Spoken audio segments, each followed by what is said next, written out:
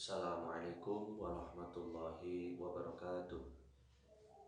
Baik, di sini saya akan mengemukakan atau menjelaskan yakni tentang pendekatan client center.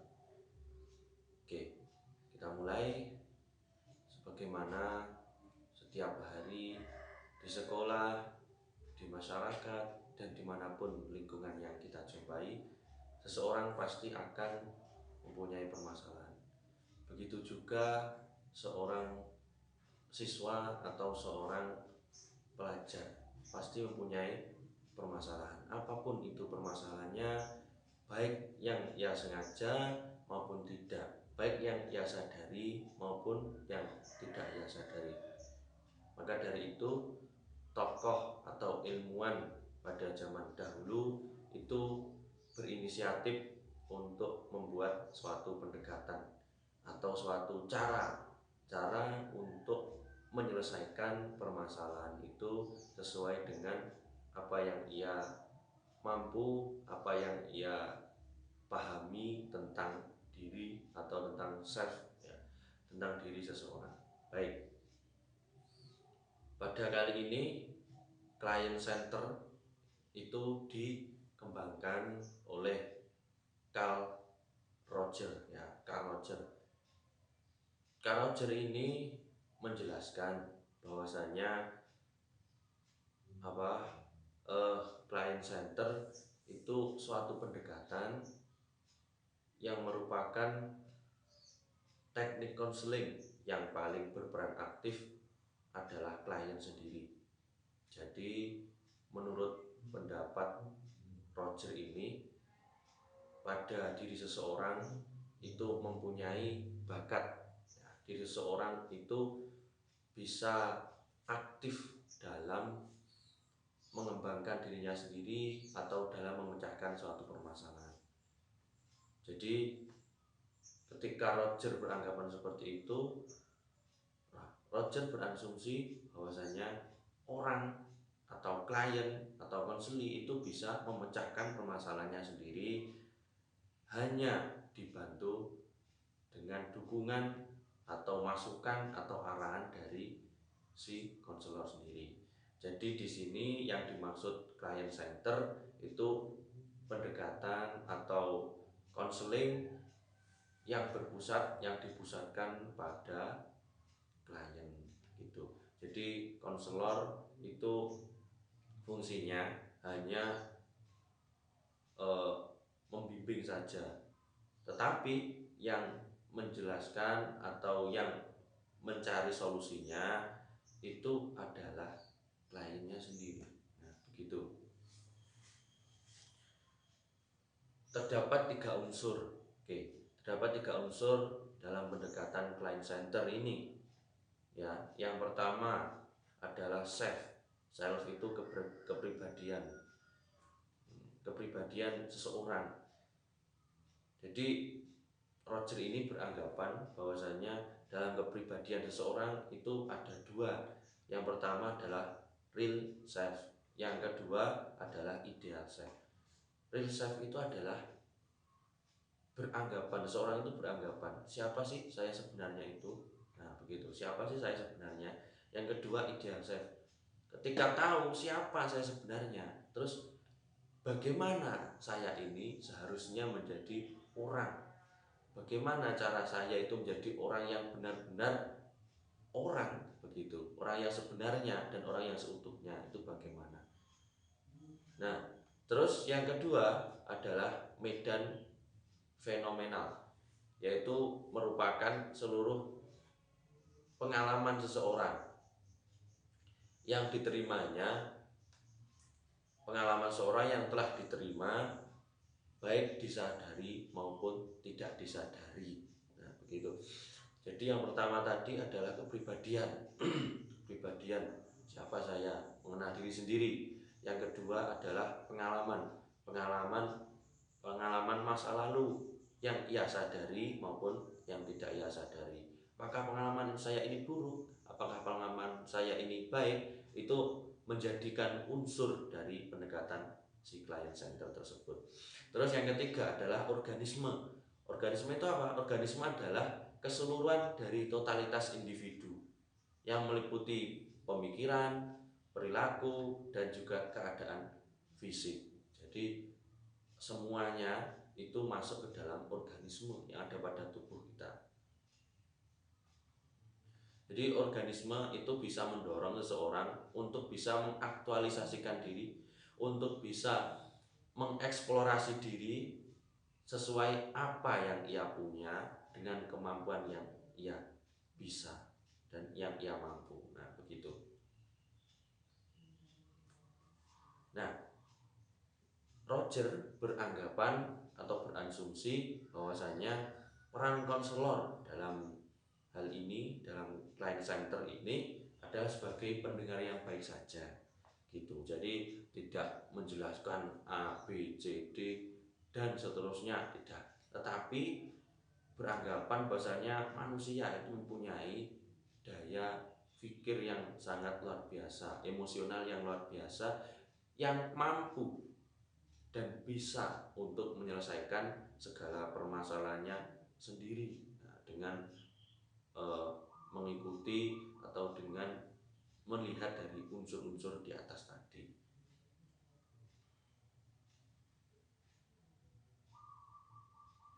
Jadi apa? Jadi begini, untuk seorang konseli itu ber apa ya, mengemukakan masalahnya, kemudian konselor itu menyimak dan juga memberikan kesimpulan-kesimpulan atau memberikan apa, rangsangan kepada stimulus kepada si konseli. Kemudian konseli itu bisa secara otomatis dengan sadar memecahkan masalahnya sendiri. Oh, ternyata begini masalahnya. Oh, ternyata saya yang salah dan caranya menyelesaikan adalah begini, gitu. Terdapat dua tujuan daripada client center itu. Yang pertama adalah menciptakan suasana yang kondusif sehingga bisa mengeksplorasi dari hambatan-hambatan yang telah dialami oleh siapa? Si klien tersebut. Jadi tujuan dari adanya pendekatan client center atau bimbingan client center ini adalah menciptakan suasana yang kondusif. Jadi kondusif itu yang bagaimana sebenarnya? Kondusif itu adalah yang ideal. Nah, begitu. Jadi memperbaiki atau memperbaiki atau apa ya? Menyambungkan antara keadaan yang nyata dan keadaan yang ideal. Apakah keadaan saya sekarang ini sudah ideal dan apakah keadaan sekarang ini belum ideal? Keadaan yang nyata yang saya alami. Jika belum, nah itu apa yang menyebabkan tidak ideal dan bagaimana caranya bisa ideal. Nah begitu. Nah, itu tujuannya. Yang kedua adalah membantu klien agar dapat bergerak ke arah keterbukaan, kepercayaan yang lebih besar kepada dirinya sendiri. Ya, jadi membantu kepada klien terbuka atas apa yang ia miliki, apa yang ia menjadi masalah, menjadi permasalahannya, bagaimana kepercayaan tersebut itu bisa tumbuh dari dalam dirinya sendiri. Oke, selanjutnya adalah teknik pada client center ada tiga. Yang pertama menciptakan suasana komunikasi yang baik. Oke, klien berusaha bagaimana caranya menciptakan suasana yang baik, bagaimana cara agar si klien tersebut percaya dan bisa mengungkapkan segala permasalahannya kepada si konselor. Yang kedua, konselor menjadi seorang pendengar yang baik, sabar, dan peka akan segala permasalahannya. Jadi membuat si klien tersebut menjadi nyaman. Oh, ternyata Pak Konselor ini baik. Oh, ternyata Pak Konselor ini memang benar-benar dapat memecahkan permasalahannya. Dia yakin bahwasanya seperti itu. Ya. Terus yang ketiga adalah konselor memungkinkan klien untuk mengungkapkan seluruh perasaannya atau mengungkapkan seluruh permasalahannya secara jujur. Nah, setelah menciptakan komunikasi, menciptakan awal-awal tahap awal yang baik, terus kemudian menciptakan seorang konselor menjadi pendengar, terus yang kedua adalah si konseli atau klien tersebut mengungkapkan ceritanya, mengungkapkan permasalahannya kepada konselor. Kemudian konselor menyimpulkan dari permasalahan-permasalahan tersebut. Kemudian setelah disimpulkan, tindak lanjutnya adalah si konseli itu bisa mengambil intisari dari permasalahannya. Kemudian setelah diambil intisari, kemudian bisa tahu, oh begini saya caranya menyelesaikan masalah gitu. Nah, terdapat kekurangan dan kelebihan tentunya di dalam pendekatan client center tersebut. Apa itu? Salah satunya adalah kelebihannya dulu ya. Klien diberi kebebasan untuk menentukan apa yang akan diubahnya atau diperbaiki. Jadi bebas. Oke, bebas. Dan juga di client center ini mementingkan kepada dirinya sendiri atau konsep diri, kepribadian ya. Lebih menekankan kepada emosional, jadi kurang memperhatikan tentang kognisi seseorang. Jadi yang diperhatikan adalah afektifnya, emosinya. Nah, itu bagaimana mementingkan itu. Terus terdapat juga kekurangan. Kekurangannya apa? Kekurangannya adalah tidak semua orang itu bisa menangkap makna dari apa yang telah diterangkan oleh konselor. Kok begitu? Iya. Karena konselor itu tidak tidak memotivasi secara luas, tidak memberikan ceramah A, B, C, tidak, tapi cuma memberikan kesimpulan, dan setelah memberikan kesimpulan itu si konseli bisa menyimpulkan dan mengetahui kesalahannya itu apa, kemudian tahu saya harus bagaimana. Nah, seperti itu saja. Jadi tidak semua klien bisa menangkap makna dari apa yang dibicarakan, apa yang diberikan oleh si konselor. Jadi si klien tersebut kadang-kadang malah berpikir, iki opo sing diomongnya ya? Ini apa yang dibicarakan oleh si konselor tersebut? Kadang malah nggak tahu, tidak mampu gitu. Terus yang kedua adalah teknik client center tersebut kurang tepat untuk diterapkan, kurang tepat untuk diterapkan pada klien yang memiliki kecerdasan yang kurang. Jadi karena ini tuh berpusat pada klien, maka jika kliennya itu kurang tanggap, kurang cerdas, kurang sadar, maka dari itu si klien akan bingung, apa yang akan saya lakukan, apa yang akan saya omongkan, apa yang akan saya lakukan setelah saya kesini dan seterusnya.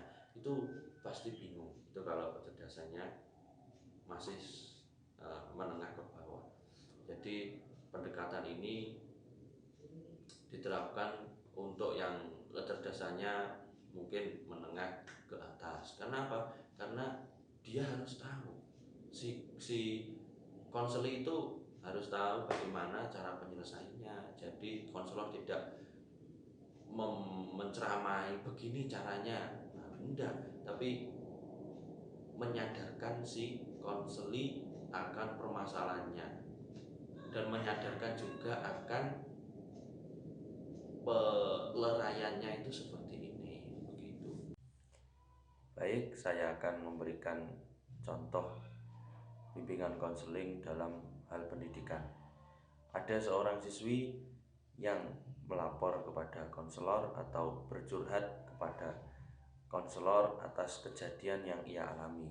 Permasalahannya begini, siswi tersebut merasa tidak enak atau merasa dirinya itu dikesampingkan atau dibiarkan dari teman-teman yang lain, dikarenakan ia adalah orang yang paling pintar, paling pandai dan selalu mendapatkan ranking 1 di dalam setiap pembelajarannya, dan juga ia mendapatkan kasihan atau apa ya, mendapatkan sebuah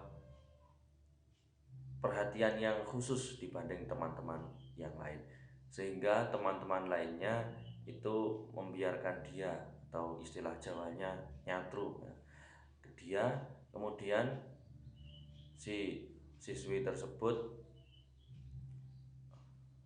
menceritakan seluruh unek-unek dalam hatinya kepada si konselor.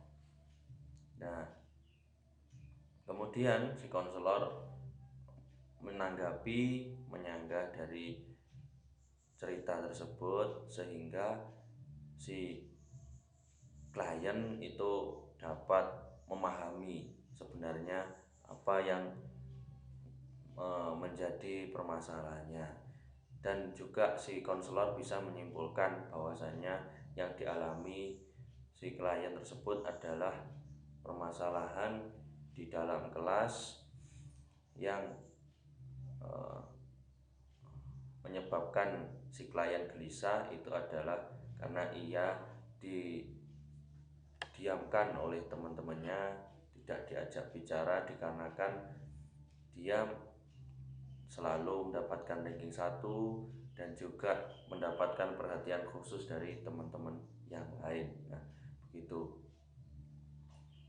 Kemudian si konselor menanggapi, dan juga si uh, si klien itu berinisiatif untuk ngobrol dengan temannya untuk mencari solusinya, menanyai kenapa penyebabnya. Lalu setelah dia berinisiatif untuk menyelesaikan permasalahannya, si konselor mengakhiri pembicaraannya dengan kesimpulan, kemudian mengajak meeting lagi atau mengajak bertemu lagi di kemudian hari untuk mengevaluasi dari solusi atau dari apa yang akan dilakukan si klien untuk mengatasi permasalahannya ini secara personal, secara pribadi. Nah, seperti itu. Itu contoh dari client center. Mungkin cukup itu. Bila ada kurang lebihnya mohon maaf. Semoga bermanfaat. Allahumma fiq ila aqwamit thoriq. Wassalamualaikum warahmatullahi wabarakatuh.